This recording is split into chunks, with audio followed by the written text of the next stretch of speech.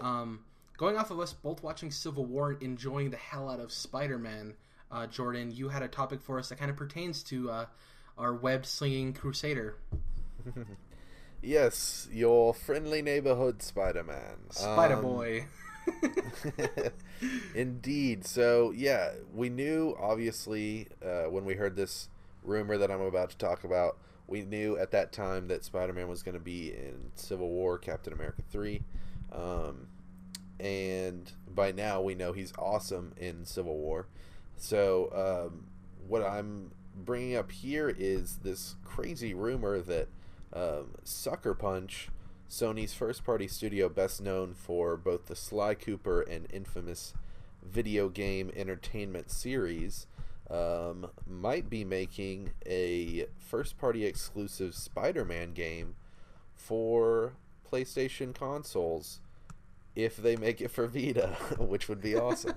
But well, you're not wrong, because they got to make it for Neo too, right? Yeah. Oh yeah, it'll definitely have the Neo version.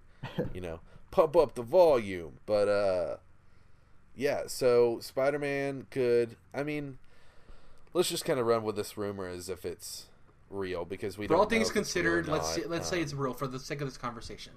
Sure. And it's possible because, Sony owns the rights. The film rights to Spider-Man. That's why it took so long for him to get into the Marvel Cinematic Universe, because Marvel Studios, the independent studio, had to buy the rights for Spider-Man to put him in the movies. So Sony's got that locked down. They could totally, Sony Pictures could be like, hey, Sony PlayStation, we got you, bros. Here's some Spider-Man. And so it's definitely plausible.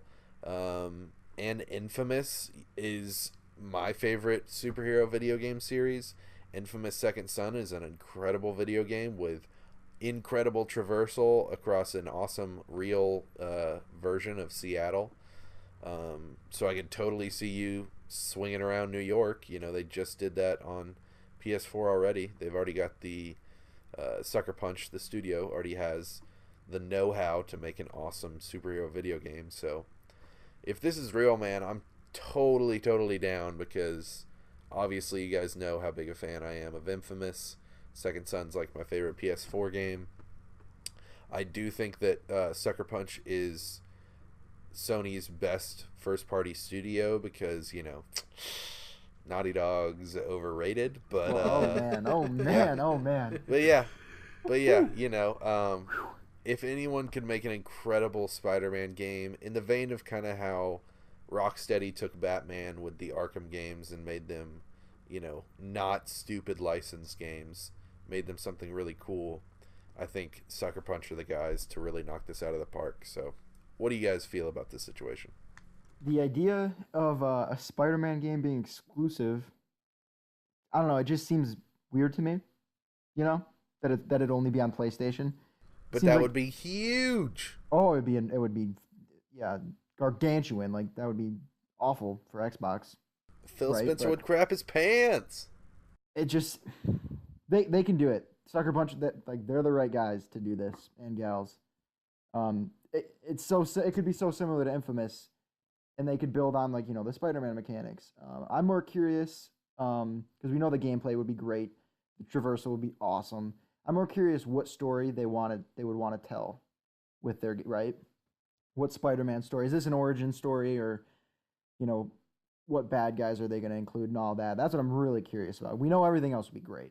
Yeah, so for me, I think the timing, if this is real, would be crazy. So, for instance, Jordan and I are living off of the Spider-Man hype train right now. Like, we both can't wait for Spider-Man Homecoming. It's keeping me going, man. I'm just mainlining that shit. So, here's the thing is, if everybody's already riding the hype train of wanting to see the next Spider-Man movie, what better way to get people excited for the Neo than to have this as I don't want to say launch title, but a launch title for the Neo, right?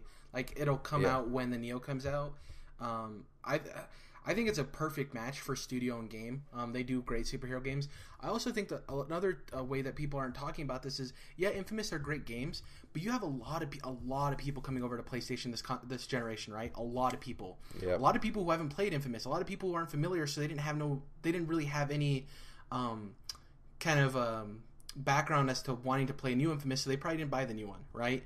If you get a Spider-Man game in their hands from that studio, and then they find out that they made other superhero games, that definitely helps out Sucker Punch, right? Like, it's like, because you'll get people to buy Spider-Man that wouldn't buy Infamous. Yeah, Infamous is a great game and everything, but to somebody who just converted over from Xbox to PlayStation, they don't care. Just like I don't really care about Uncharted, and it's a fantastic franchise. I don't care about it, right? But if you give me Naughty Dog making a superhero game that I love, or Crash Bandicoot, God forbid, or Jak 4, God forbid, I might get invested in those other franchises because they actually make something I enjoy. So I think the reverse traction for Sucker Punch could be infinite on this, for people getting in, playing a Spider-Man game, and then they're like, oh, they'll definitely make a sequel on this, but before that, I can salivate myself with their Infamous games. So I think this could be huge for Sucker Punch. With all of the people coming over and being PlayStation owners now, I think it could be huge. You're totally right about the Civil War hype train. You know, I think that the Amazing Spider-Man movies with Andrew Garfield were great. I enjoyed them, but they did, like, the way that stuff just fell apart, and that series fell apart, definitely kind of damaged Spider-Man. Plus, it's, you know, the second series we had in 15 years. So I think Captain America Civil War is going to reinvigorate Spider-Man in a lot of mainstream fans' eyes that don't read comic books and don't play video games as much. So by the time, you know, they could make this game, Spider-Man Homecoming will be coming out or will be already out. And yeah, I think this is just like perfect timing. You make a good point about the timing of it, because especially, like, Dom, once you see this movie, you're going to be like, yeah, dude, Spider-Man's awesome, just because the way, he's not even in the whole thing, but the way that they bring Spider-Man back in such a cool way, people are going to be hype on Spider-Man for a while, especially with his own solo movie, and a game is just going to make the hype train go crazy. Yeah, I'm real curious his role in Civil War, so yeah.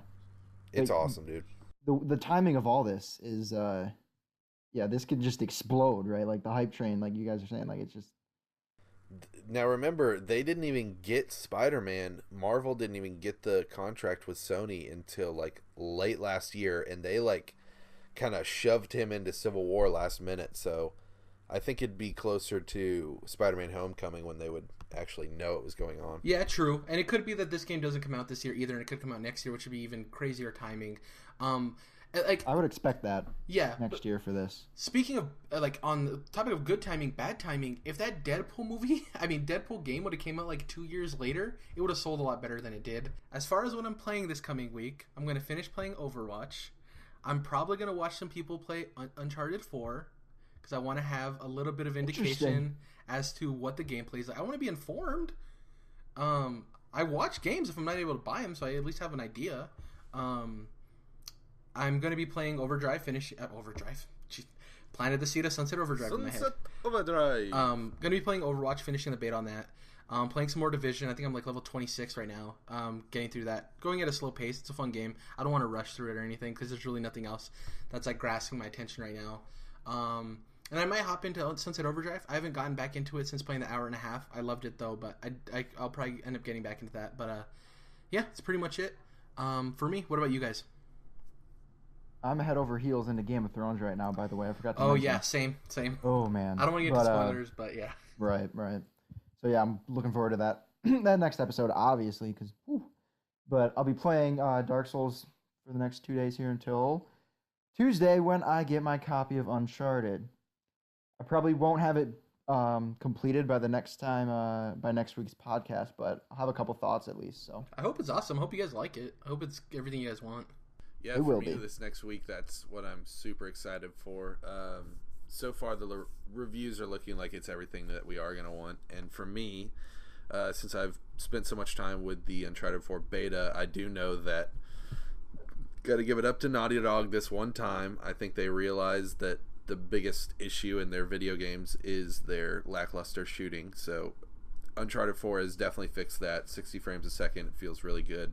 Very excited about that game on Tuesday. Well, Monday night since I'm digital. But anyways, besides that, I'm definitely going to be playing more Dead Nation on the Vita. Been loving that, as well as Final Fantasy 3 on the Vita. And hoping to finish Ratchet and Clank soon. I need to get through that game just because it's not too long, and I am really enjoying it. And then maybe by next week, I'll be able to give you some actual impressions on Battlefront, because I'll have played it for more than an hour. So that's what I'm going to be doing this week. So thank you guys for watching, or listening, or watching, or however you intake this podcast, to episode 10 of the Controlled Interest Gamecast. Yeah, our 10 podcast, 2.5 months. We appreciate any listen, share, like, all of that good stuff. As always, at 50, if we ever reach 50 followers on Twitter, we're going to give away a physical copy of Star Wars Force Awakens. Like we said, any share, like, follow, anything like that really helps us grow. I think we got a couple of subscribers this week on YouTube, so that's awesome. That's 2 more than we had last week, so definitely seeing improvement there. Yeah, thank you guys for listening, everything like that. Anything else before we go, guys? Any closing words? Greatness from small beginnings. What? Oh, okay. All right. See you, Shu. Yeah, Shuhei just called. He said he totally agreed that Sucker Punch is way better than Naughty Dog. So. Oh shoot! I hope he told Neil Druckmann that too. That's the definitive opinion on that one. Also, before we go, real quick, last closing statement: the art on the disc for Uncharted 4 is unfortunately hilarious. Where you can put your finger through and it looks like Nathan Drake's wiener. Hey, you can do that on Bloodborne too. You can put two fingers in your Bloodborne disc and make it look like butt cheeks, Dom. I don't have the disc, so I wouldn't know. But... Oh man. Alrighty, catch you guys next week for episode 11. Thank you guys as always for listening, and yeah, catch you guys next time. Bye. What's up, everybody? Thanks for checking out the Controlled Interest Gamecast. If you want to stay up to date, remember to subscribe on YouTube and iTunes, and give us a follow on SoundCloud and on Twitter at CTRLINT. #SmashTheDunst.